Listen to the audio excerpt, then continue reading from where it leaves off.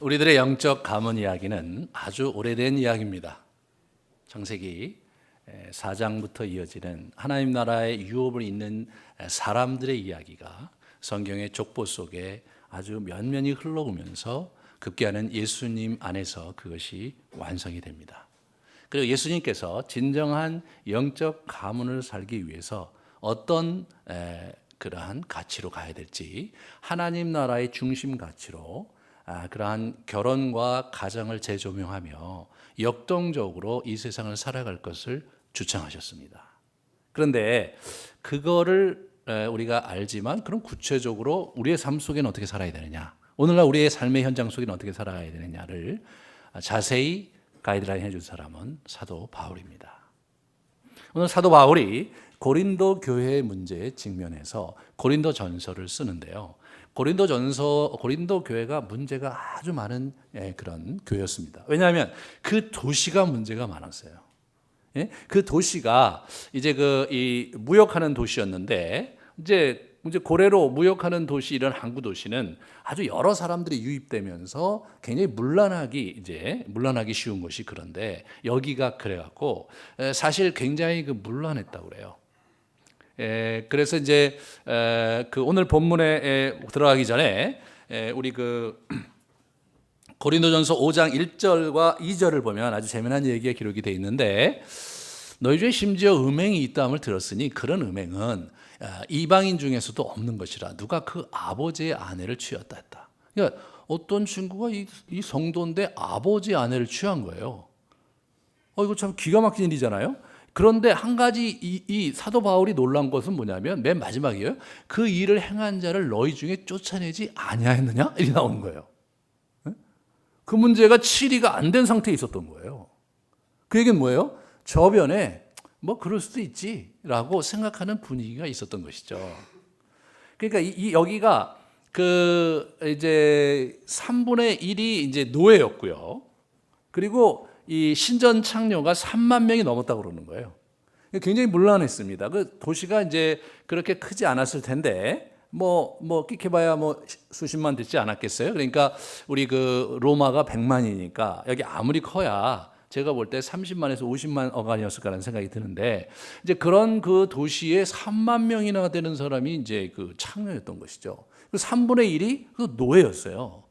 그러니까 이제 이게 가정 구조가 지난번에 말씀드렸듯이 많이 이제 망가진 상황이에요. 로마 전역이. 그런데 여기는 또 여기대로 많이 망가진 거예요. 그래서 뭐냐면 가정 외의 혼외 정사에 대해서 그렇게 문제의식을 갖지 않았던 거예요. 자기 가정에 해가 되지 않는 한, 자기 인생에 문제가 되지 않는 한 그 사람이 누구하고 잠자리하든 신경을 쓰지 않았어요. 그게 헬라 사람들이에요. 그런데 이제 로마는 또 어땠냐면, 로마도 비슷했는데 로마는 한 가지 다른 게 있었는데, 귀족끼리는 서로 그렇게 못하게 했어요. 그러니까 노예하고는 그렇게 관계할 수도 있고 또 이제 창녀하고 그렇게 관계할 수 있지만, 귀족끼리는 그렇게 해서 문란하게 되지 않도록 하려고 귀족들만 제한했지 나머지는 굉장히 자연스럽게 지냈던 거예요. 오늘 얘기가 그런 분위기 속에서 문제 제기가 이제 이렇게 질문이 와서 그 질문에 답하는 이야기로 시작을 하면서 가정 문제를 아주 잘 이렇게 정리를 해주고 있는 거죠. 이제 1절에 보시면, 남자가 여자를 가까이 하지 아니함이 좋으나 음행을 피하기 위하여 남자마다 자기 아내를 두고 여자마다 자기 남편을 두라.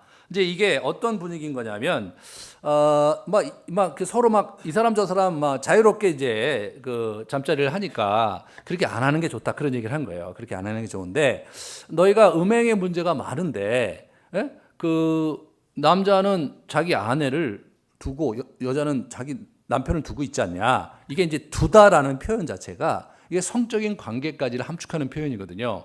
아니 너 배우자가 있지 않냐? 아니 배우자하고 잠자리를 해야지. 왜 지금 엉뚱한 짓을 하고 있냐? 그래서 그런 얘기를 하고 있는 거예요. 3절부터 보시면, 남편은 그 아내에 대한 의무를 다하고 아내도 그 남편에 대하여 그렇게 해라. 이게 뭐예요? 성적인 부분에 있어서 서로 의무를 다하라. 그러면서 아내는 자기 몸을 주장하지 못하고 오직 그 남편이 하고, 남편도 그와 같이 자기 몸을 주장하지 못하고 오직 그 아내가 하나니, 이런 얘기예요. 이게 무슨 얘기냐면, 주장하지 못한다, 그런 얘기가 뭐냐면 내 몸의 사용권이 자기 배우자에게 있다는 거예요. 이 성적인 문제에 관한 한. 그러니까 내 몸이 내 것이 아니라 성적인 문제에 관한 한 내 아내의 것이고 또 내 아내는 또 성적인 문제에 관한 건 내 것이다 이거죠. 그러니까 이게 사용권이 자기에게 있는 게 아니고 거기다가 이제 그 5장에 보면 뭐가 나오냐 이 6장 부분에 보면 너희 안에 성령이 거하시는 성전의 초소인데 왜 엉뚱한 짓을 하느냐 그렇게 얘기를 하거든요. 이게 그런 부분에서 뭐냐면 이게 자기 몸의 사용권이 첫 번째로 자기 배우자에게 있고 그리고 이 몸 자체가 성령과 예수 그리스도가 내주하는 공간이므로 허투루 해서는 안 된다. 그게 이제 굉장히 중요한 6장, 7장의 이제 논조입니다. 그래서 이제 이 부분에서 이제 한 가지 더 생각해 봐야 할 건 뭐냐면 이분들이 하도 문란해 갖고 고린도 사람처럼 행하다가 음행하다는 그런 비유로 쓰일 정도. 아유, 쟤들 고린도 애들처럼 쟤들 고린도 애들이야 이렇게 얘기하면 쟤들 그렇고 그런 애들이야 이런 얘기가 된 거예요. 그만큼 로마 사회에서 로마 제국 전체에서 가장 유명하게 음란한 곳이 바로 이 우리로 얘기하면 색향이죠. 이 색향이 어디냐면 이 고린도인 거예요. 고린도입니다. 그러니까 이제 이런 면에서 우리가 이제 이 고린도라는 사회가 어떤 사회인가 그런 부분들을 우리가 이제 잘 이해를 하시면 되겠어요. 이제 그런 곳에서 이제 얘기를 하는 거죠. 그래서 배우자하고만 잠자리를 같이 해야 된다. 첫 번째 그거죠. 그러면서 부부가 서로 성생활의 의무를 다해야 되는데 한 가지 이제 그 예외가 분방하는 예외가 어떤 거냐면 기도를 위해서는 분방해도 된다. 기도를 위해서는. 그러니까 이제 굉장히 중요한 이 가정의 중심 가치가 하나님과의 관계, 하나님 나라 중심으로 이제 모든 게 이제 쭉 이제 달라지는 거거든요. 예수 그리스도 이후로 중심 가치가 달라진 거예요. 그러니까 하나님과의 관계가 우선이기 때문에 그것을 위해서는 분방해도 되는데 분방을 했다 손 치더라도 그 기도가 끝나면 반드시 합방해라. 왜? 너희가 자기 절제가 안 돼서 죄를 질까 염려하기 때문에 그렇게 얘기를 하고 있습니다. 그런데 오늘 이제 이 본문 자체를 볼 때 이제 그 한 가지 조심해야 될 것은 마치 이렇게 언뜻 읽어보면요. 결혼이라는 것 자체가 상당히 평가절하된 느낌이에요. 예?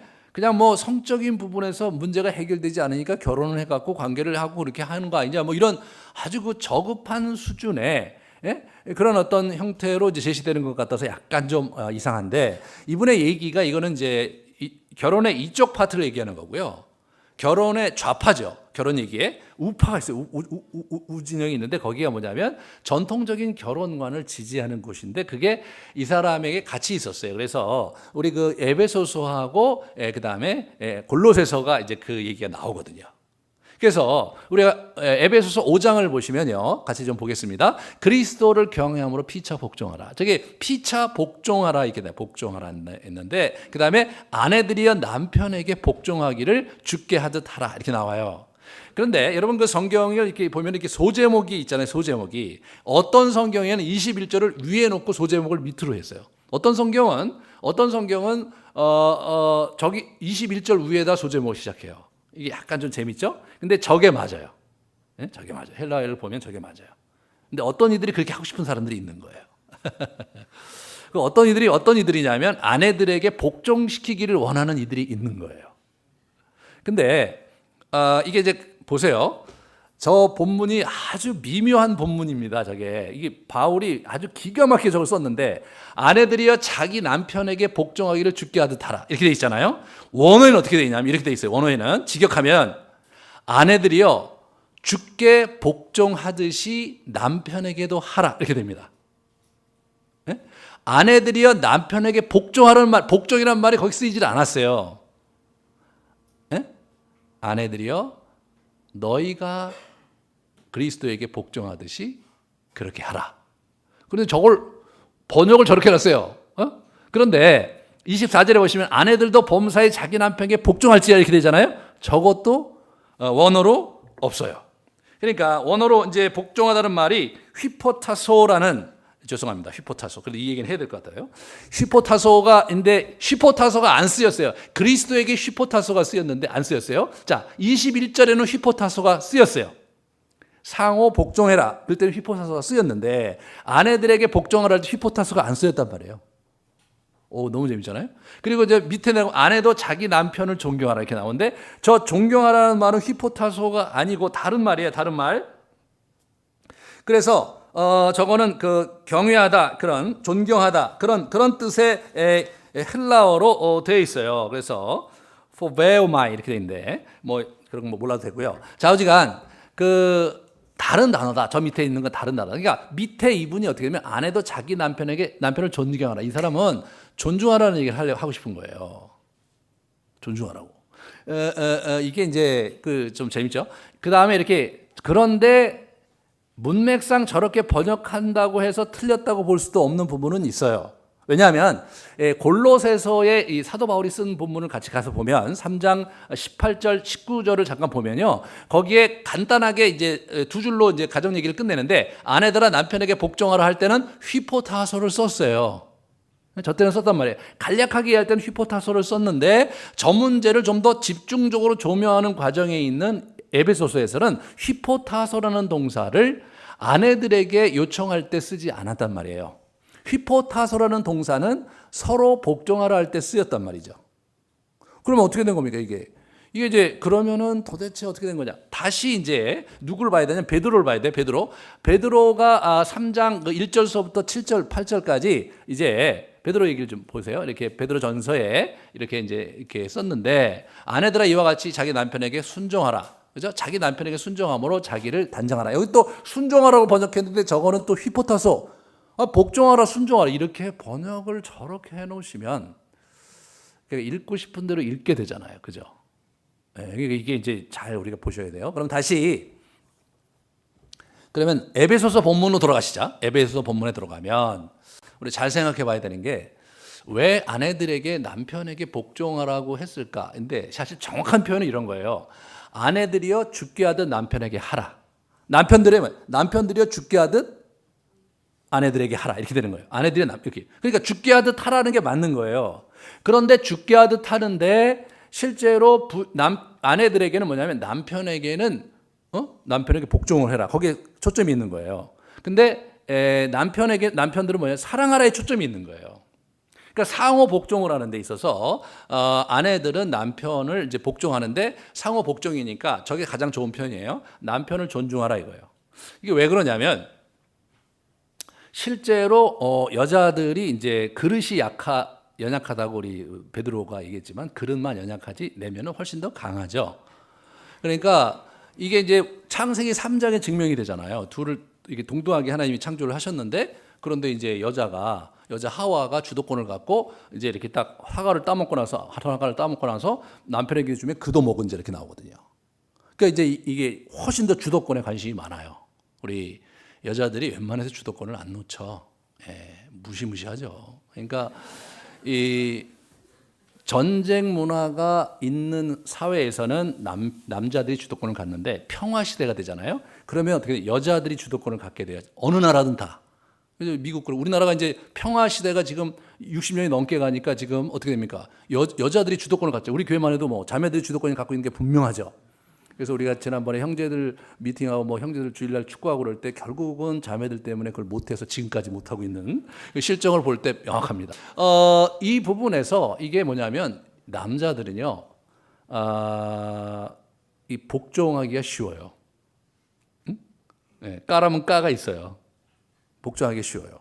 근데 자매들은 존경하지 않는 사람에게 복종하는 게 어려워요. 네? 남자들은 어떻게? 복종은 쉬운데 사랑은 어려워요. 그러니까 그래서 남자들은 어떻게? 여자들은 자기를 사랑해주는 사람을 위해서 죽어요. 남자들은 어떻게 합니까? 자기를 알아주는 사람을 위해서 죽습니다. 네? 그런 거예요. 제가 이제 우리 주례 쓰기 전에 이제 이렇게 교육을 할 때 그런 얘기를 해요. 이렇게. 이제 남자들은 자기를 존중하는 사람을 위해서 죽는다. 그러니까 자매들이 정말 지혜로운 자매라면 그냥 남편에게 껍벅 죽잖아요. 그러면 남편은 그 아내에 충성하고 삽니다. 근데 부인이 자기를 무시하거나 이제 막 바가지 긁잖아요. 그러면은 부인이 시키는 건 다 하는데 마음은 주지 않죠. 그죠? 남자들은 다 알고 있어요. 그게 뭔지. 근데 자매들이 그걸 몰라. 자매들이 몰라요. 집안에서 잘한다고 잘하는 게 아닌데 바깥에 놀라운 일들이 벌어지고 있는데 아무튼 그런 부분에서 우리가 조심해야 되는 거예요. 근데 이제 제가 이런 예를 들어요. 자, 계백 장군이 있다. 예? 마지막으로 황산벌에서 신라군과 싸우러 간다 이거예요. 근데 계백 장군이 5천 명의 결사들을 가지고 마지막으로 싸우러 가는데 그 전쟁에서 이길 거라고 생각 안 했어요. 질 거다 이거예요. 명백히 져요. 근데 이 사람이 가서 싸우다 죽기로 한 거예요. 집에 가서 자기 애와 자기 처자식을 다 죽여요. 그리고 가서 장렬하게 전사했어요. 자, 이 사람은 장군이니까 그렇다 칩시다. 예? 자기가 정말 소신과 이 백제와 내 운명을 같이 한다 그렇다 치는데 따라간 5천 명은 뭐냐 이거예요. 따라간 5천 명은. 그래서 형제들한테 물어요. 따라간 5천 명의 마음이 이해가 되냐 그러면 형제들은 다 이해한대요. 그럴 수 있다. 딱 얘기해요. 자매한테 물으면 이해가 안 된다는 거야. 이해가 안 된다는 거예요. 그죠? 사랑하는 사람인데 어디 가서 죽을 줄 알고 가는 거. 예. 그것이 사질할지라도 나를 알아주는 장군이 있으면 가서 죽는 거죠. 여러분 전쟁을 보면은 이 고대 전쟁사를 보면 너무나 그 기가 막힌 일들이 많이 벌어져요. 왜냐하면 이 고대 전쟁이라는 게 앞에 딱 이 평야에서 앞에 서면서 이게 이 창을 들고 가는 거거든요. 맨 앞에 있는 사람들은 거의 죽는 거예요. 그러면 이제 돌격 앞으로 하면 가야 되거든요. 나는 가면 죽어. 가는데 이걸 가요. 그 전쟁이 가능한 거예요. 자매들이 앞에 섰으면 그게 안 될 거예요. 이게 전진이 되겠냐 말이에요. 남자들은요, 까라면 까는 게 있어요. 가다가 죽어도 가는 거예요. 그러니까 전쟁이 가능한 거예요. 그러니까 이 부분에서 이게 이제 남자의 취약함이죠. 그러니까 물론 긍정적인 부분도 있고, 그래서 남자들에게는 뭐냐면 사랑이 더 어려운 거예요. 부인이 시키는 거 얼마든지 할 수 있어. 마음을 안 줄 수 있어요. 그렇잖아요? 마음을 안 줄 수 있어요. 근데 자매들은 어떻게 되냐면 남편을 사랑하는 건 쉬워. 가끔가다 제가 처음에는 지금 요새는 안 그랬는데 상담하다가 이제 실수를 많이 했어요. 남편에 대한 막 문제를 막 제기해요. 그럼 제가 이 자식이 너무하다. 막 얘기해요. 제가 내가 만나서 혼내줘야 되겠다. 그러면 갑자기 자매 얼굴이 확 바뀌어요. 확 바뀌어. 기분이 되게 나빠져요. 저는 같이 맞장구 쳐주면 좋아할 줄 알았는데 자기 남편에 대해 부정적인 얘기하잖아요. 얼굴이 확 가요. 자매들이. 자기 남편 사랑하는데 이게 좀 싫다 그런 얘기인데 저는 그 남편이 문제가 있으니까 문제를 제기하는 거죠. 형제들은 일반적으로 자기 아내에게 불만이 없잖아요. 자기 아내를 좋아하잖아요. 아내에 대해서 불평을 밖에 나가서 잘 안 합니다. 잘 안 해요.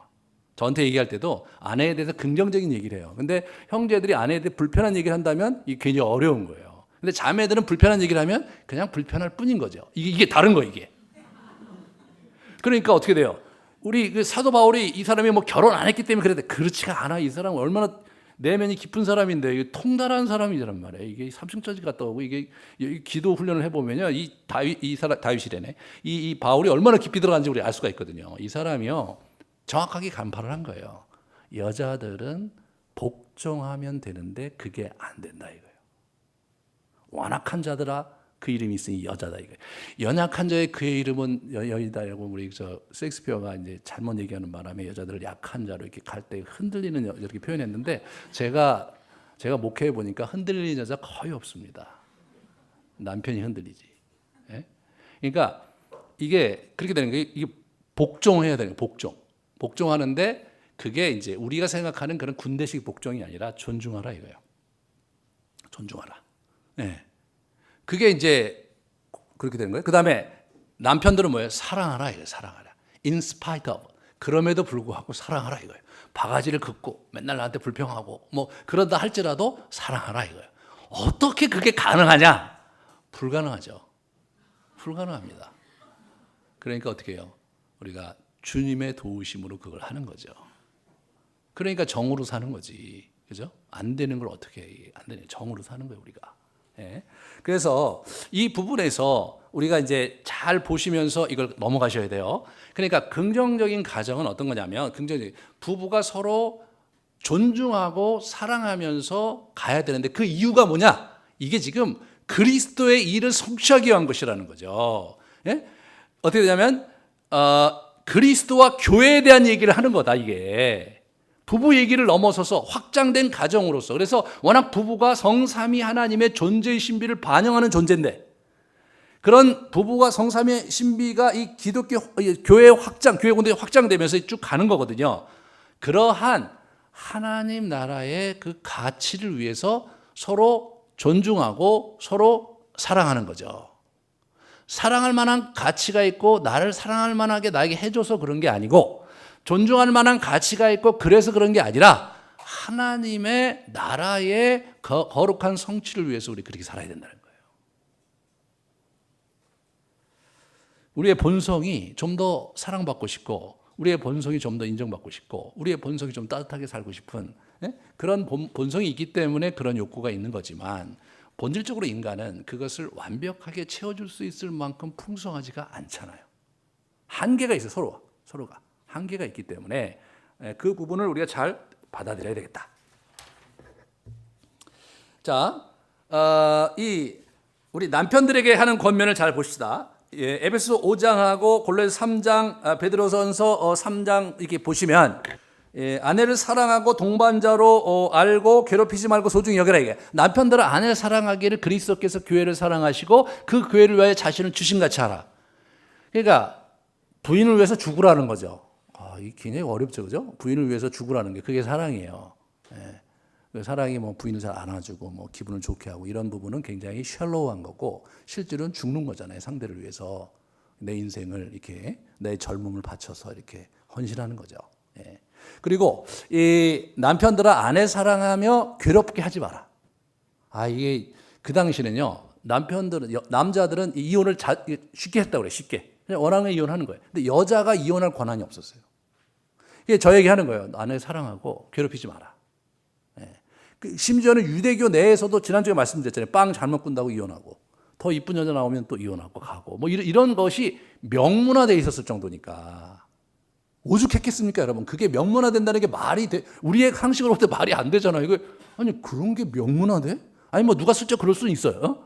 요즘도 그런 사람들이 있잖아요. 더러 마음에 들으면 이 여자 자기 부인 내버려놓고 딴 데 가서 다른 여자하고 살고, 그런 분들이 더러 있단 말이에요. 근데 그게 명문화된다는 게, 그것도 랍비들이 아주 그냥 이게 얼마나 망가졌는지 우리가 알 수가 있어요.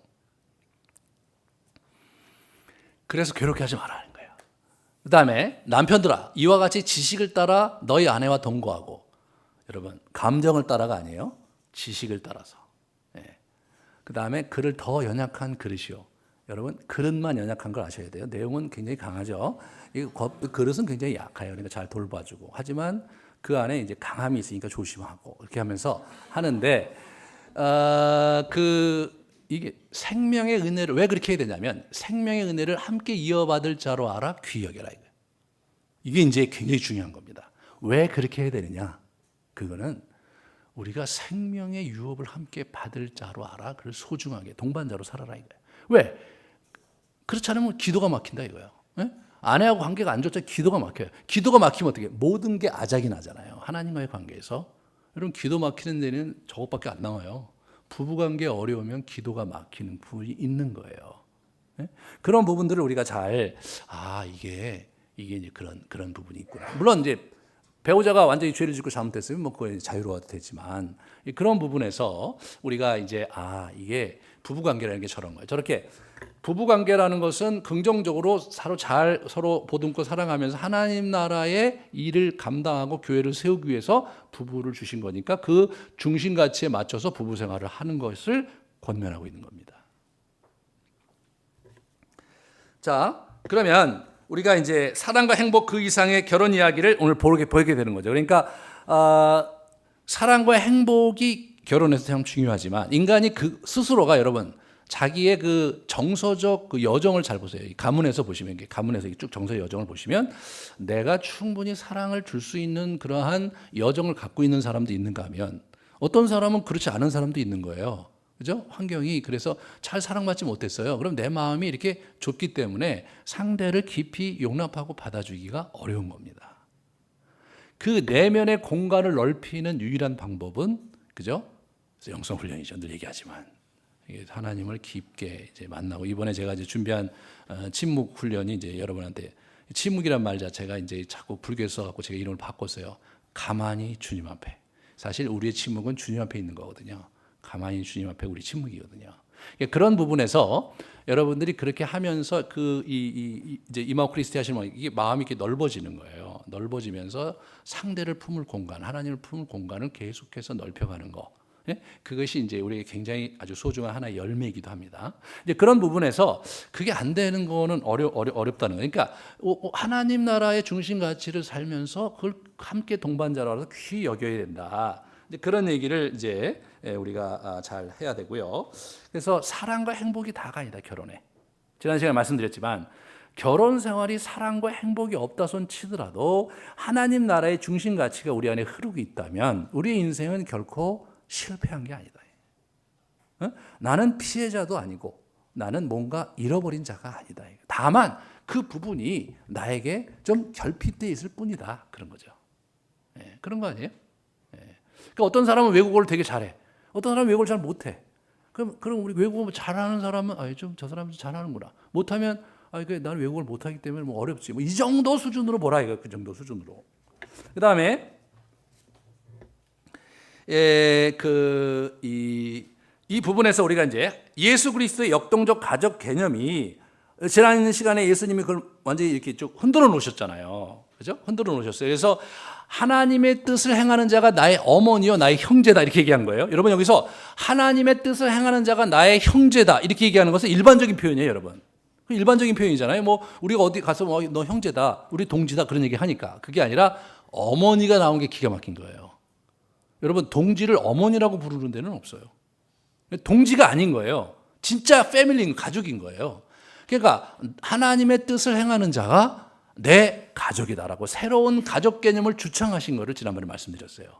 그리고 싱글의 개념에 다시 이렇게 비중을 두시면서 하나님 나라를 위해 고자된 자가 있으면서 그렇게 할 수 있으면 그렇게 하라고 새롭게 권면해 주신 것을 이렇게 보게 됩니다.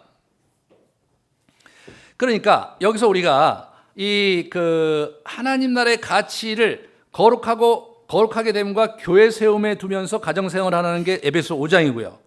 남편을 구원하기 위해 순종하는 태도를 가져야 될 게 베드로전서 1장이고 하나님 나라의 소망을 둔 거룩한 부녀들이 그렇게 했다는 게 베드로전서 3장 5절 6절이거든요. 우리가 알고 있듯이 하나님 나라의 소망을 둔 거룩한 부녀들이 남편에게 순종했다. 그 예가 누구냐? 사라가 그랬다. 사라가 자기 남편을 여러분 주라고 호칭하지 않았냐. 그러므로 그렇게 하는 자가 사라의 딸이다. 그런 얘기를 하는 거죠. 거기에 여러분 어떤 하나님 나라의 소망 때문에 남편을 주라고 그런 거다 이거죠. 사라가 자기 남편 아브라함을 좋아하지 않았어요, 여러분. 아브라함을 좋아할 수도 없었어요. 사라 입장에서 보면 나쁜 놈이죠. 그래서 막 첩도 들여온 데다가 뭐 들어올 수는 있는데 그 아들이 있는데 아들을 자기 워낙 대리모니까 이스마엘이 사라의 아들로 입적을 해야 되는데 사라의 아들 입적도 안 시켰어요. 그리고 누굽니까 여자를 워낙 대리모일 경우에는 어느 정도 일정 기간 잘한 다음에 하가를 내보내야 되거든요. 안 내보냈어요. 그래서 계속 데리고 있는 거예요. 굉장히 어렵죠. 사실 나쁜 놈이죠. 사라 입장에서 보면. 하지만 사라가 하나님 나라의 거룩한 소망 때문에 그를 주라고 불렀다. 그래서 복받았다. 이게 굉장히 중요한 내용입니다. 그래서 이 부분에서 우리가 이제 가정 생활을 한다든가 부부 생활을 할 때 이제 뭐냐면 하나님 나라의 중심 가치가 우리 가정과 내 인생에 들어와야 된다. 그거를 중심 가치로 놓고 다 이렇게 거기다가 이렇게 맞추면서 가다가 보면 행복이 찾아오는 거죠. 그러다 보면 기쁨도 찾아오는 거고. 근데 바탕 자체가 하나님 말씀에 원래 들어와 있지 않으면 이게 어려운 거예요. 세월이 가도 이게 잘 안 되는 거죠. 자, 그러면 이제 우리 사도 바울이 그러면 이제 완전히 헝클어진 가정 생활을 하고 있었던 우리 고린도 교회 성도들에게 이제 원리를 제시하면서 적용을 해 나갑니다. 근데 이분이 첫 번째 이제 보시면 굉장히 중요한 원리를 우리에게 얘기해 주고 있어요. 17절에 보시면 오직 주께서 각 사람에게 나눠 주신 대로 하나님이 각 사람을 부르신 그대로 행하라 이렇게 나오거든요. 그러니까 이게 하나님이 부르셨을 때 그 상황 있잖아요. 그 상황대로 살아라 이거예요. 그런데 이게 한 번만 얘기한 게 아니에요. 20절에 각 사람은 부르심을 받은 그 부르심 그대로 지내라 이겁니다. 그리고 24절에 형제들아 너희는 각각 부르심을 받은 그대로 하나님과 함께 거하라 이렇게 얘기하죠. 세 번이나 얘기해요. 세 번이나. 굉장히 중요한 거예요. 그러면서 원리를 들어요. 원리를. 첫 번째, 할례자로 부름받은 사람도 있고 무할례자로 부름받은 사람이 있잖아요. 무할례자가 되라고 부름받은 게 아니라 부름받았을 때, 예수 믿었을 때 무할례자였던 사람도 있고 할례였던 사람도 있잖아요. 그럼 그냥 그걸 지내라 이거예요. 무할례자도 그냥 할례 받지 않고 지내라 이거예요. 할례자가 잘난 거 아니까. 그러니까 할례도 낫싱이고 무할례도 낫싱이다. 중요한 게 아니라 하나님께 복종하는 삶을 사는 게 중요한 거다. 그러므로 그냥 살아라. 그게 첫 번째예요. 여러분 17절에서 20절이 그 내용이에요. 그리고 맨 마지막에 뭐냐면 각 사람이 부르신 그대로 살아라. 그런데 거기서 한 가지 문제가 있는 게 뭐냐면 그 성도들의 3분의 1 이상이 노예예요. 그럼 노예는 뭐야? 그럼 우리가 노예로 그냥 살라는 얘기야? 그런 얘기를 염두에 두고 쓴 재미난 얘기가 21절이죠. 내가 종으로 있을 때 부르심을 받았느냐? 염려하지 마라. 이게 내가 그대로 살라는 건 아니다. 너가 자유롭게 될 수 있는 기회가 있으면 그걸 이용해라. 돈으로 살 수도 있었고 여러 가지 방법이 있었거든요. 그렇게 이제 군대에 갔다든가 이런 식으로 그런 식으로 하면 그렇게 이제 해주는 거예요. 그러니까 그런 것을 이용해도 좋다. 그러나 그렇지 않다 손치더라도 네가 그리스도 안에 있으면 종이지만 그리스도 안에서 자유한 거다. 예? 자유하면 그리스도 안에서 종이다. 그런 거에 연연하지 않아도 된다. 그런 얘기를 한 거죠. 이런 일반적인 원리를 가지고 어떻게 되냐면 이게 쑥 어디로 들어오냐면 결혼 관계로 들어오는 거예요.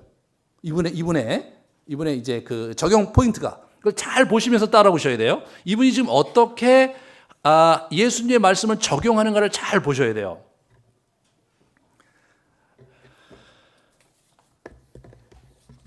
보시면 싱글들에게 이제 적용을 해요. 싱글들에게 8절 9절에 보시면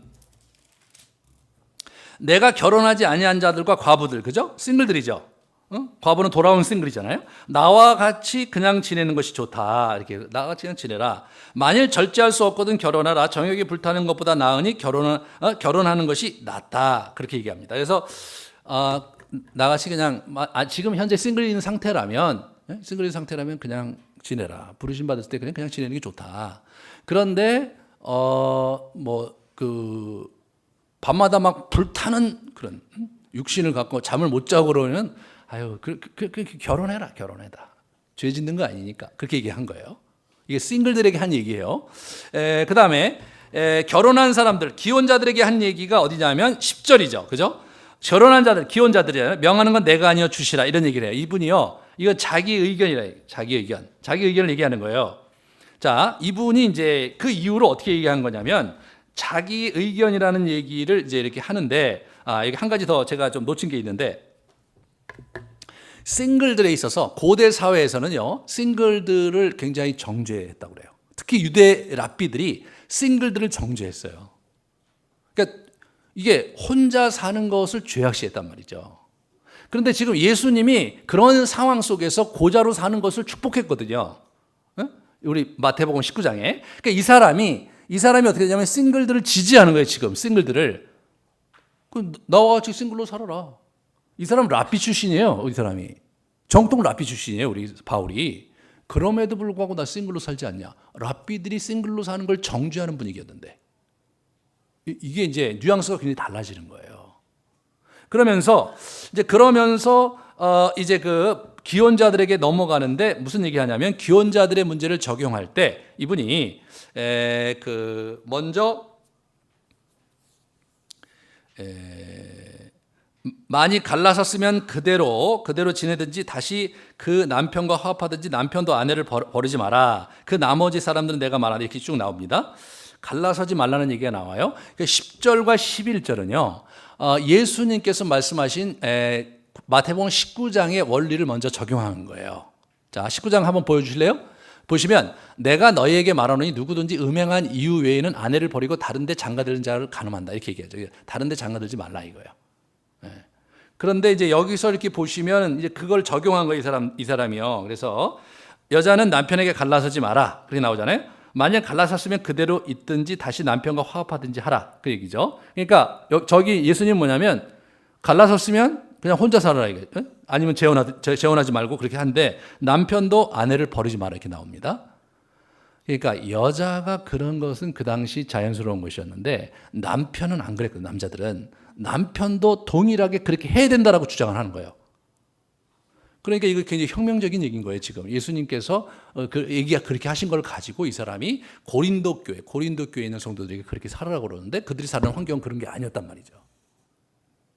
이런 부분에서 이분이 어떤 그 고린도 교회 특수 상황 속에서 적용하는 데서 첫 번째로 예수님의 말씀을 이렇게 원리를 제시를 합니다. 그 다음에 자기 얘기를 그 다음에 해요. 12절부터 보시면 이건 주의 명령이 아니다. 이건 자기 의견이다. 이건 나머지는 사람에게 내가 말하노니 그렇게 하면서 자기 의견이다 이렇게 얘기를 합니다. 그래서 뭐냐면 신앙 문제에 있어서는 갈라서도 된다. 신앙 문제에 대한 이혼을 이 사람이 이제 제안을 하는 거예요. 그래서 이게 이제 이분이 12절에 보시면 이게 주의 명령이 아니라 내 의견이다라는 얘기를 했고, 그 다음에 25절에도 보실래? 25절에도 보면 처녀에 대해서는 내가 주께 받은 계명이 없을 때 주의 자비하심을 받아 충성스러운 자가 된 내 의견을 말한다 이렇게 나오죠. 40절 후반절에도 보시면 그러나 내 뜻대는 그냥 지내는 것이 더욱 복이 있으리로다. 나도 또한 하나님의 영을 받은 줄로 생각하노라 이렇게 하죠. 자기 의견이라는 얘기를 계속하는 거예요. 세 번이나 해요. 세 번이나. 그러니까 첫 번째로 자 보세요. 첫 번째로 이혼에 관련된 예수님의 그 메시지 원리를 딱 제시를 해요. 그 다음에 자기 얘기를 해나갑니다. 그럴 때 굉장히 중요한 일반적인 원리를 가져와요. 몇 가지 원리를 가져오는데 그 중에 이제 뭐냐면 할례자 무할례자 얘기를 꺼내면서 누구나 그냥 부르심 받은 대로 사는 게 맞다. 이 일반적인 원리를 끌어들여오면서 어떤 얘기를 하는 거냐면 혼자 있으면 혼자 살고 같이 있는 사람 같이 살고 뭐 그렇게 그냥 하는 거예요. 자유롭게. 굉장히 결혼이 절대 가치가 아닌 거예요. 그런 식으로 이분이 얘기를 하시는 거예요. 잘 보시면 아주 재밌어요. 왜냐하면 예수님은 복음서에서 이혼에 대해서 딱 한 가지만 거셨거든요. 음행한 영고 외에는 헤어지지 마라. 그렇게 얘기하셨거든요. 그런데 여기는 뭐냐면 그렇지만 안 믿는 배우자가 있어서 너 같이 살고 싶지 않아 하면 그러면 헤어져도 된다. 거기 자유해야 된다. 그런 얘기를 하는 거예요. 그 부분이 이분이 한 걸음 더 나아가고 있다는 부분을 잘 보시는데 그게 중심 가치가 하나님에게 있고 중심 가치가 그 성경의 원리에 있다는 것을 좀 보셔야 돼요. 그래서 15절을 먼저 보시면 혹 믿지 아니하는 자가 갈리거든 갈리게 하라. 형제나 자매나 이런 일에 구애될 것이 없다. 그러나 하나님은 화평 중에서 너희를 부르셨다. 그러니까 너희를 화평 중에 부르셨는데 신앙 때문에 부부가 싸움을 하면 안 되지 않냐. 갈라서길 원하면 그냥 갈라서라. 그러나 배우자가 뭐 네가 신앙생활하는 것에 방해도 안 하고 거기다 뭐라고 그러지 않고 같이 살기 원하면 같이 살아라. 왜냐하면 배우자가 너 때문에 너로 인해서 거룩해질 수 있고, 그죠? 그 다음에 너로 인해서 구원받을 수 있지 않냐. 거기까지 얘기해요. 두 번째로 뭐 어떤 유익이 있냐면 내 자녀가 거룩해진다. 그런 얘기를 합니다. 이게 여자한테 한 얘기거든요. 그 당시에 이혼을 하면 자녀들을 그냥 남편 재산이기 때문에 남편에게 귀속이 되는 거예요. 자기는 그냥 동떨어지는 거예요. 그 아이에게 영향을 미칠 수 있는 그런 아무런 채널이 없어지는 거거든요. 그러니까 그렇게 하지 말고 남편이 같이 살기 원하면 그냥 같이 살면서 힘들더라도 잘 버텨봐라. 그리고 자녀들도 그래서 유익을 누리고 네 남편도 혹시 구원받을 수 있지 않냐. 그런 얘기를 이제 하고 있습니다. 이 거룩하게 됨의 원리와 이 화평의 원리가 이제 이렇게 들어와 있는 것을 보게 됩니다. 그리고 나서 오늘 본문을 읽지 않았지만 시간에서 안 읽었을 뿐이에요. 25절부터 40절에 계속해서 얘기를 해요. 싱글에 대한 얘기를 계속합니다.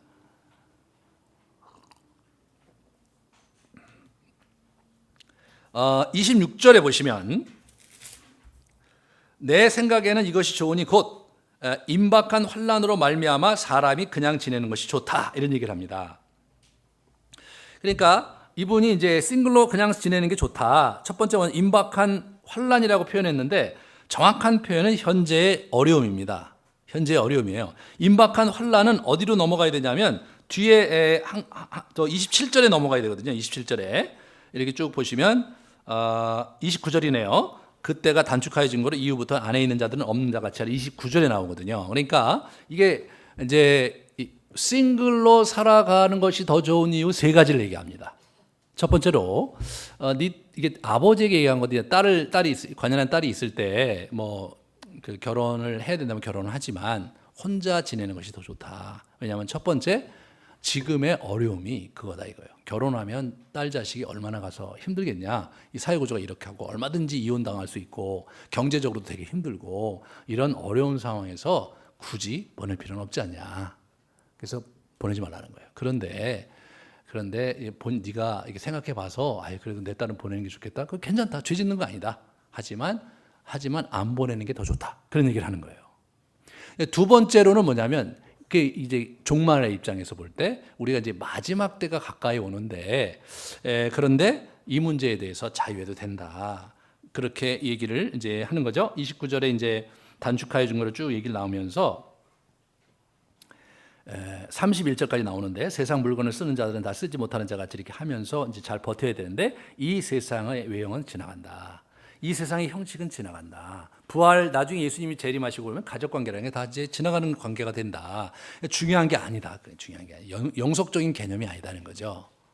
그러니까 굳이 영속적인 개념이 아닌데 영속적인 건 뭐냐면 하나님 나라의 유업을 잇는 삶이 영속적인 것뿐. 그 영원한 거거든요. 그 영원한 거거든요.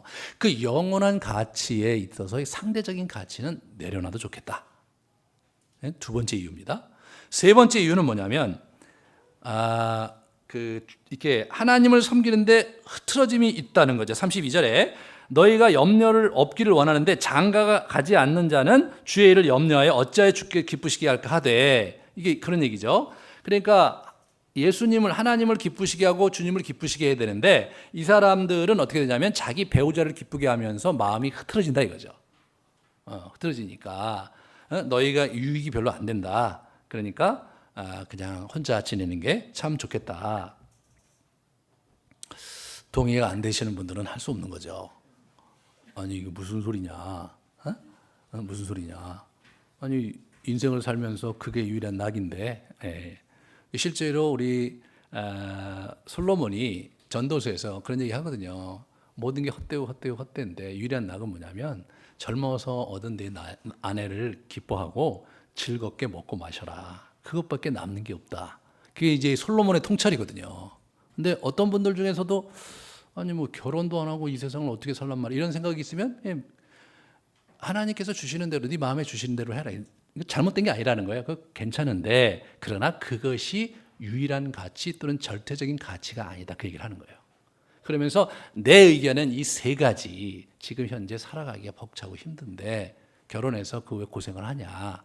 두 번째 이게 절대적인 것도 아니고 영속적인 것도 아닌데 그렇게 뭐 구집이 그렇게 어렵게 살 필요가 뭐가 있냐? 종말의 관점에서 볼 때. 세 번째, 아니 하나님을 기쁘시게 해서 사는 게 최고 기쁨인데 그 결혼하면 자꾸 배우자 때문에 신경 쓰이고 그래갖고 제대로 못 섬길 텐데 괜찮겠냐? 이 세 가지 이유로 볼 때 혼자 사는 게 더 좋겠다.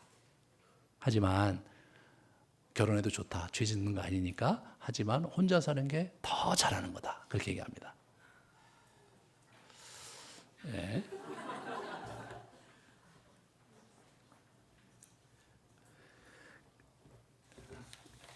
여기서 우리가 좀 생각해 봐야 될 게 뭐냐면요.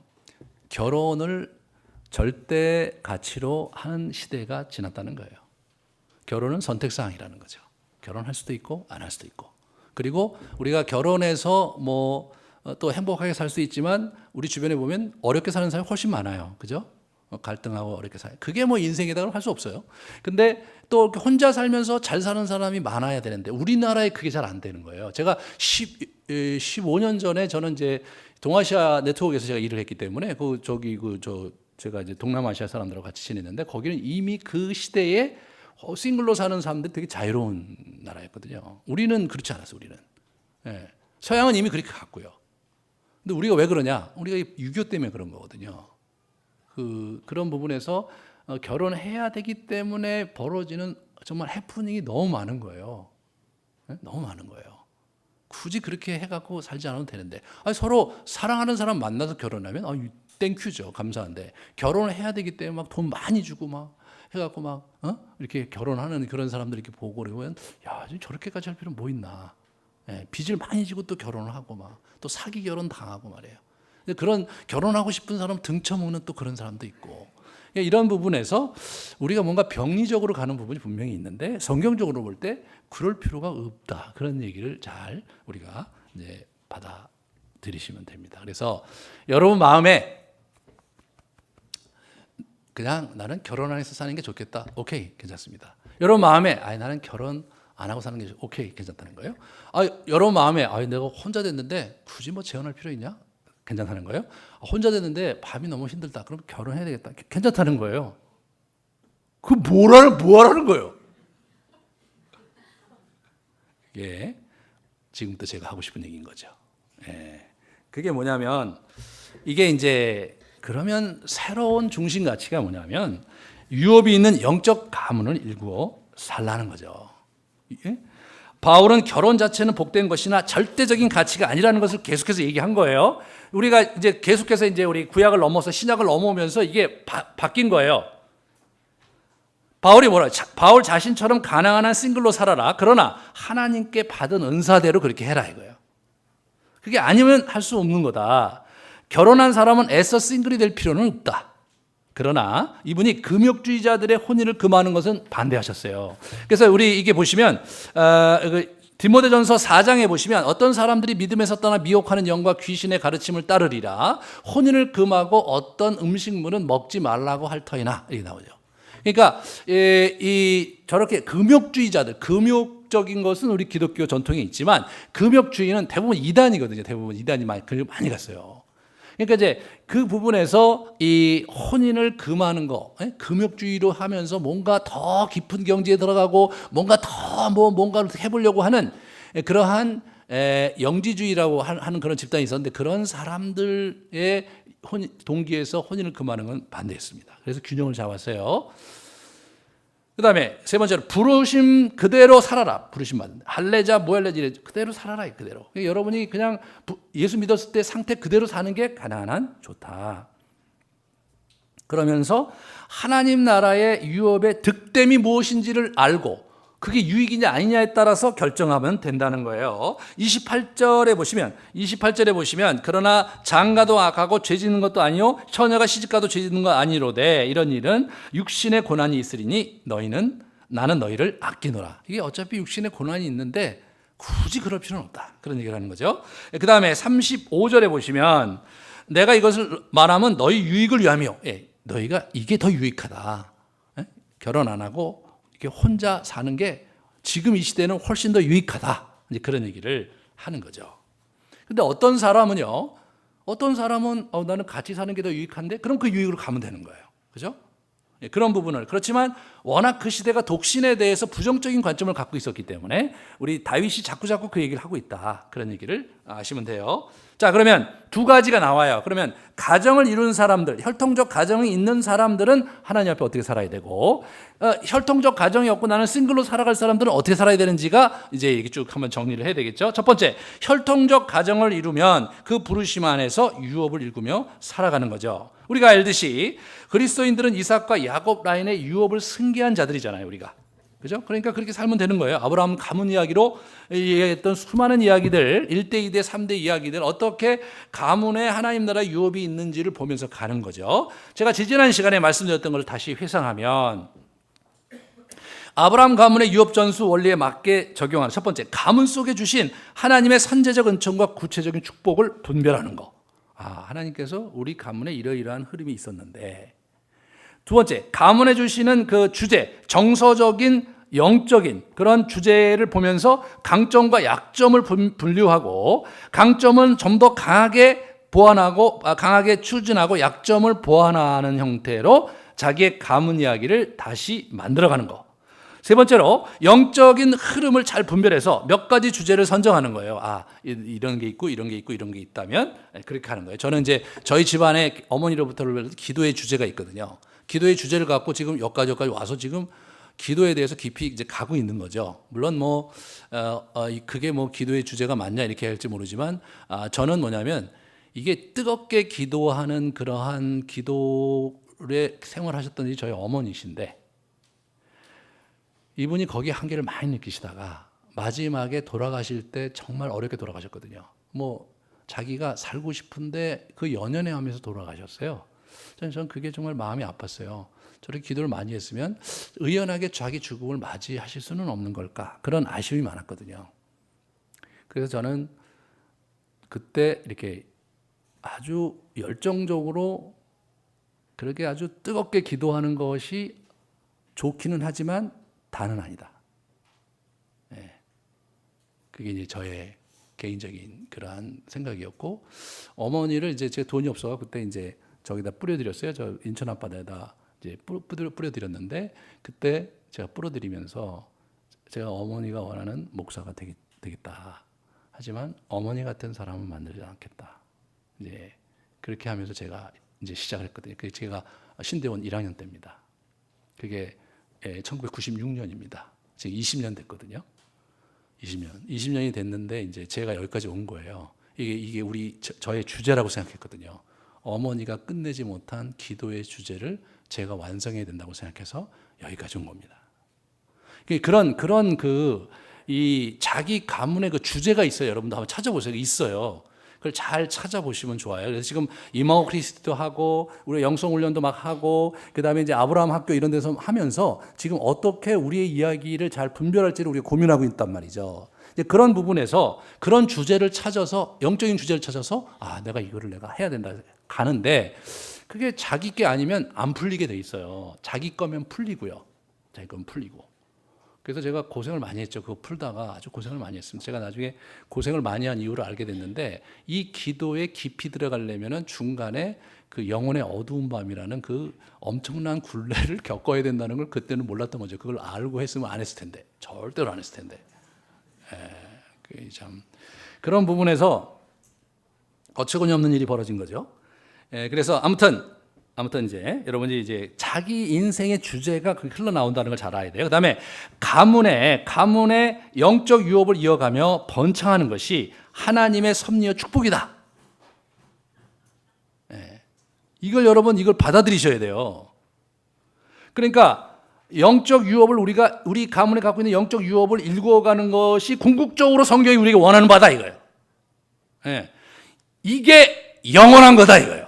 이게 영원한 거다. 그래서 부부 중심의 유업 일구기에 전력해야죠. 그래서 자녀를 상대화시켜야 돼요. 절대화시키면 안 됩니다. 그다음에 첫 번째, 사별이든 이혼이든 홀로 되었으면 그 상황에서 하나님 나라를 일구어가면 되는데 재혼할 경우 반드시 주 안에 살아. 오늘 보면 주 안에 살라고 나와요. 주 안에서 여러분 너무 재밌죠? 응? 재혼할 때 주 안에 살라는 얘기가 나오잖아요. 그죠? 이 주 안에 살라는 얘기가 무슨 얘기인지 아셔야 돼요. 39절에 아내는 그 남편이 살아있는 동안에 매여 있다가 남편이 죽으면 자유로워 자기 뜻대로 시집갈 것이나 주 안에서만 할 거다. 이렇게 only in the Lord 이렇게 나오거든요. 결혼할 때 안 믿는 사람과 하지 마라. 그런 얘기는 없어요, 성경에. 없어요. 그것이 이제 기독교 전통에서 이제 가능한 한 신앙 있는 거 만나서 결혼하는 게 이제 좋다. 그건 맞아요. 왜냐하면 실제로 안 믿는 사람 결혼해서 이거 갈등이 꽤 있으니까 맞지만 절대적으로 안 된다. 그런 건 아니에요. 그런 건 아니에요. 그러니까 이제 그것의 근거를 안 믿는 자와 멍해를 같이 하지 말라는 우리 사도 바울의 얘기가 나오는데 실제로 그 본문을 보면 그것은 사업 같은 거 같이 하거나 어떤 거를 운명을 같이 할 때 운명 공동체 갈 때 하지 말라 그런 얘기지 결혼 문제를 얘기하는 건 아니거든요. 근데 일단의 그런 근본주의자들이 이제 그런 얘기를 하면서 수많은 사람의 가슴에 멍을 들인 거죠. 근데 바울이 재혼하는 사람한테는 이걸 얘기한 거예요. 네? 절대로 주 안에서 해라. 왜 그런지 아세요? 유업 때문에. 자기 남편과 자기 유업이 하나거든요. 그러니까 유업 때문에 그걸 가야 되는 거예요. 유업 때문에. 그러니까 자기 유업에 맞는 사람하고 결혼을 하든가 아니면 안 하든가. 제가 알고 있는 한 분은 그 선교사님이신데 이게 아내가 이제 병으로 돌아가셨어요. 그러고 나서 이분이 이제 있다가 너무 외롭고 그러시니까 이제 새롭게 재혼을 하셨는데 이 부인은 절대로 선교 지금 못 가겠다는 거죠. 그래서 이분이 거기 뭐 사역을 굉장히 많이 잘 해놓으셨는데 아내 때문에 결국은 그걸 접고 못 나가시게 된 거예요. 그런 경우에 어떻게 되냐면 뭐 나름대로 또 행복하게 한 인생이 또 살아가는 것도 하나의 뭐 의미가 있을지 모르지만 하나님 나라의 유업과는 완전히 다른 길을 간 거기 때문에 결과적으로 큰 손해다 이거예요. 큰 손해다 이거예요. 예. 그거 하지 말라는 거예요.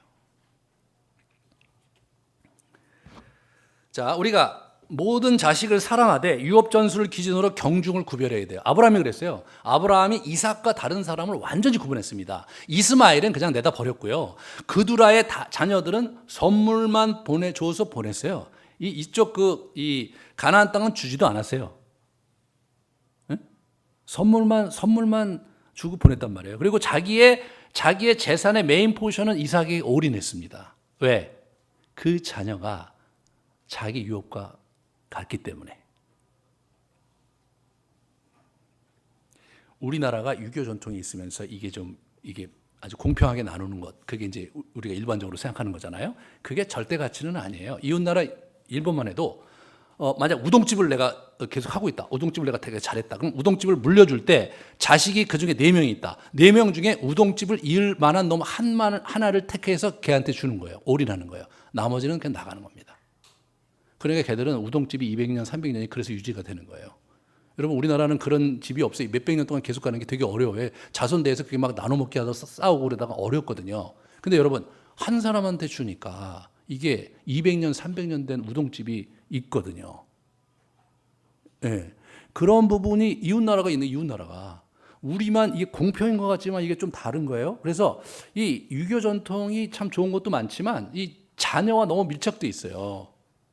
왜 그러냐면 조상님의 은덕으로 산다고 해요. 조상님의 축복으로 사는 거예요. 그게 그 혈통으로 내려가는데 이게 굉장히 우스꽝스러운 게 뭐냐면 남자 혈통으로만 내려가요. 여자 혈통은 또 혈통이 아니야.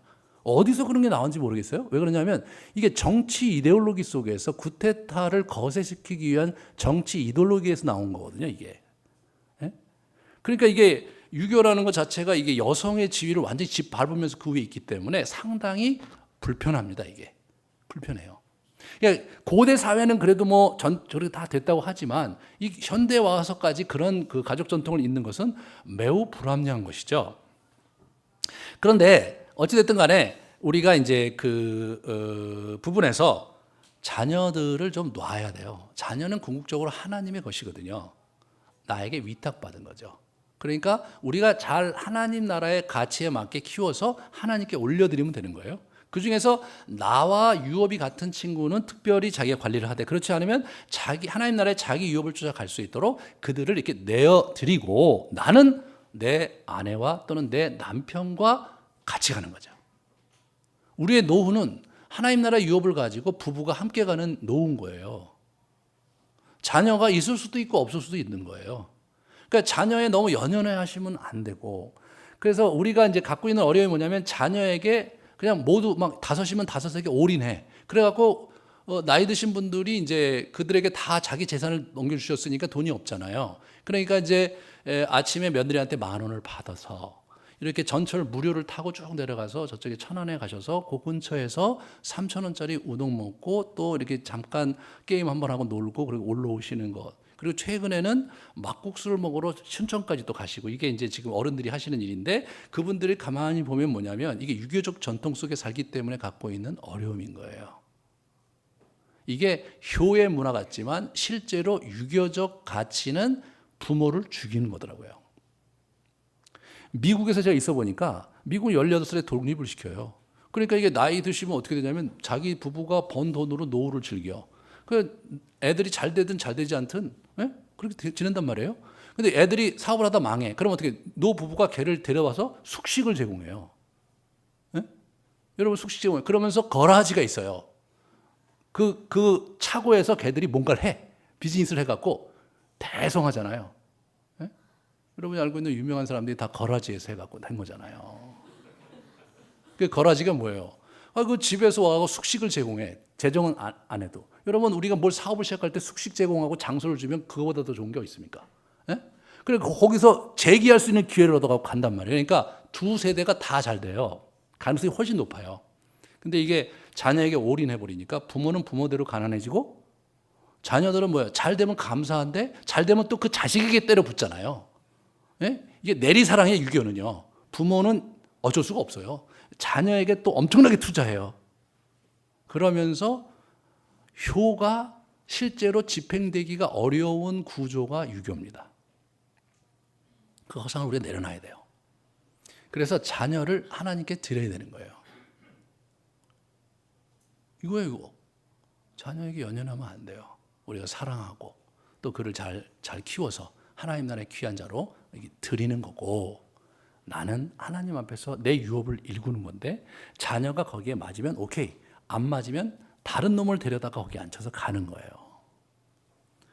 그러면 싱글들은 어떻게 되나? 싱글들은 누구의 예를 봐야 되냐면 우리 사도들의 예를 봐야 되는데, 첫 번째 예가 누구냐면 우리 바울이죠. 바울. 세상의 외형은 지나가는 것이다. 연연하지 마라. 그 얘기를 바울이 하잖아요. 싱글로 영적 가문을 만들어 영적 유업을 일구는 삶을 살으라는 거예요. 바울이 자기 자신처럼. 그래서 개인적인 차원에서요, 바울이 3명의 아들을 두었어요. 여러분 같이 보겠습니다. 우리 디모데, 디도, 이거 오네시모예요. 사랑하는 아들 디모데에게 편지하죠. 마지막에 돌아가실 때. 그 다음에 나의 참아들 된 디도에게, 그죠? 그 다음에 갇힌 자 중에 낳은 아들 오네시모에게. 여러분, 바울이 여러 편에 13편 정도의 서신서를 썼는데 그 중에 대부분이 교회에 쓴 서신이에요. 개인에게 쓴 서신은 목회 서신이라고 해서 따로 분류를 해요. 그죠? 그래서 그게 뭐냐면 빌레몬서, 그 다음에 디도서, 디모데전서인데, 제가 새롭게 알게 된 게 뭐냐면 그거는 목회 서신이 아니에요. 자기의 영적 아들들에게 보낸 서신이에요, 여러분. 누가 가요? 바울의 제자였어요.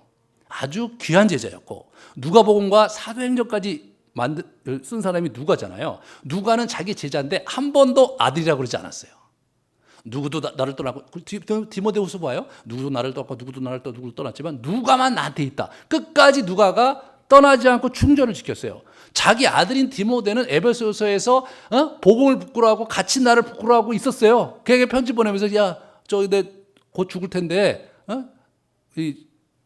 옷까지 좀 가지고 겨울이 되기 전에 와라.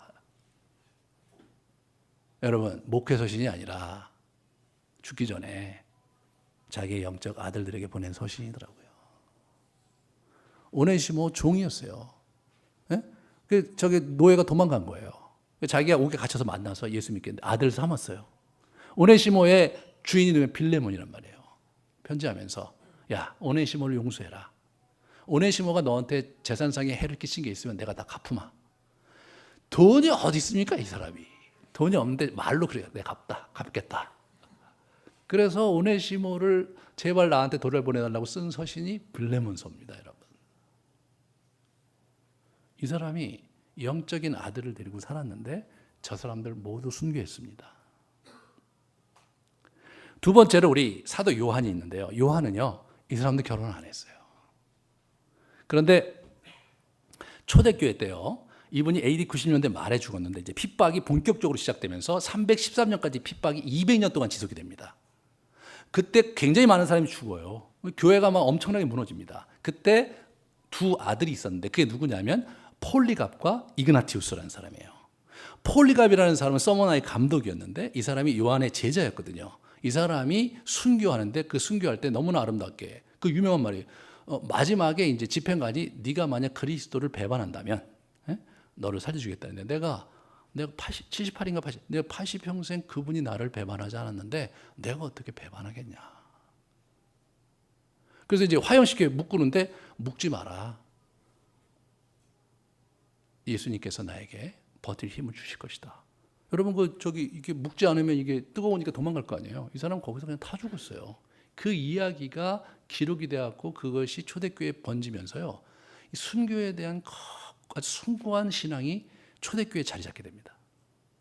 이그나티우스도 순교를 했는데 이 사람은요, 뭐한 사람이냐면 이단들에 대해서 무지마지 공격을 많이 했어요. 이 사람 쓴 글에 보면. 그리고 자기가 순교하러 가면서 로마로 순교하러 가는데 나를 살리려고 하는 사람들 그러지 마라. 나는 기꺼이 그리스도를 위해 죽겠다. 그렇게 하면서 이 사람은 죽었어요. 그게 이그나티우스와 폴리갑이에요. 근데 이 폴리갑의 아들이 있어요. 폴리갑의 제자가 누구냐면 그 이레니우스라는 사람이에요. 이 사람이 이제 정통신앙을 만든 사람인데, 이 사람이 이제 지금의 프랑스 지방에 이제 2세기 후반에 거기서 사역을 하러 갔더니 보니까 이게 완전히 영지주의 이단들이 판을 치는 거예요. 그 문제를 가지고 로마 교회를 갔는데 로마 교회에 있는 사람도 감독도 이게 영지주의자인 거예요. 이 사람이 폴리갑에게 전시를 받았잖아요. 폴리갑의 그 아버지가 누구예요? 영적 아버지가 요한이란 말이죠. 이럴 수는 없다. 그래서 앉아서 글을 쓰기 시작했어요. 10년 동안 영지주의를 반박하는 글을 썼어요. 너무 재미난 것은 뭐냐면 영지주의가 없어졌어요. 없어졌어요. 1940년대에 라그 하마디라는 곳에서 영지주의 문서가 발견이 돼요. 네? 그들이 그때 다 태워버렸는데 누군가 숨겨둔 거예요. 그것이 나오면서 미국의 뉴에이지 운동이 굉장히 큰 밑거름이 되고, 다빈치 코드가 거기서 나온 아이디어로 쓴 책이 다빈치 코드고, 그것이 영화화된 겁니다. 그게 뉴에이지와 이 영지주의의 흐름이 이제 쑥 들어와 있는 거예요, 지금. 그걸 틀어막은 사람이 이레니우스입니다. 제가 이제 신약 2를 준비하고 있는데, 사도 요한이 마지막까지 살아남아서 그 아들들을 남겨 죽었고, 그 아들들이 외적으로 핍박 속에서 순교의 영성을 지켜가면서 그 길을 가게 했고, 이단을 대처하면서 정통의 신앙을 고수하게 하는데, 이 사도 요한의 제자이자 아들들이 그 길을 가며 그 아들들이 200년의 암흑길을 통과하는 겁니다, 여러분. 이게 싱글들이 살아가는 삶의 방식인 거예요. 뿐만 아니라 이 사도 바울의 얘기 보면 고린도 교회의 한 얘기, 이 교회를 내가 그리스도와 관계된 걸 얘기하는데 교회를 그렇게 얘기하는 거예요. 그다음에 이렇게 한번 보세요. 그래서 이 비밀이 크도다 나는 그리스도와 교회에 대해 하고 있다. 그런 얘기하고 있죠. 그다음에 이렇게 보세요. 그다음에 이렇게 보시면 아버지는 많지 아니하니 그리스도 예수 안에서 내가 복음으로써 너희를 낳았다. 자기가 이게 뭐예요? 이 교회가 자기 자식들인 거예요. 자기 가정인 거예요. 이것이 싱글들이 어떻게 살아가는가를 보여준 아주 중요한 예입니다. 어찌하든지 간에 혈통적 가정이 있든 아니면 싱글의 삶을 살든 간에 하나님 나라 유업을 잇는 영적 가문을 일구어서 우리 인생을 살아가라 이거예요. 그러면 어떻게 나의 인생에 내 가정에 그렇게 할 것이냐를 다음 주부터 다윗이 어떻게 자기 가정의 험난한 여정 속에서 유업을 일구어가고 영적 가문을 일구어가는지를 같이 보면서 올 가을을 아주 행복하게 보내도록 하겠습니다. 같이 우리 기도하시겠습니다. 여러분 마음에 참 이렇게 감사한 마음을 가지고 여러분의 인생을 하나님 앞에 드리고 또 영적 가문을 가지고 유업을 갖고 살아갈 수 있게 해달라고 같이 구하는 시간 갖겠습니다. 기도하시겠습니다. 이전에 우리 가운데 오셔서 새로운 가문의 길을 열어주신 예수 그리스도의 은혜와 우리 인생을 복주시고 축복하시고자 당신의 나라를 상속하게 하여 주신 하나님의 놀라우신 경륜과 우리 가운데 복을 주시기 위해 우리를 붙드시며 그의 나라의 끝까지 견인하며 살아갈 수 있도록 힘주시는 성령의 역사하심이 이 자리에 고개 숙이는 형제 자매들과 이들의 가문 위에 이제로부터 영원토록 함께 있을지어다.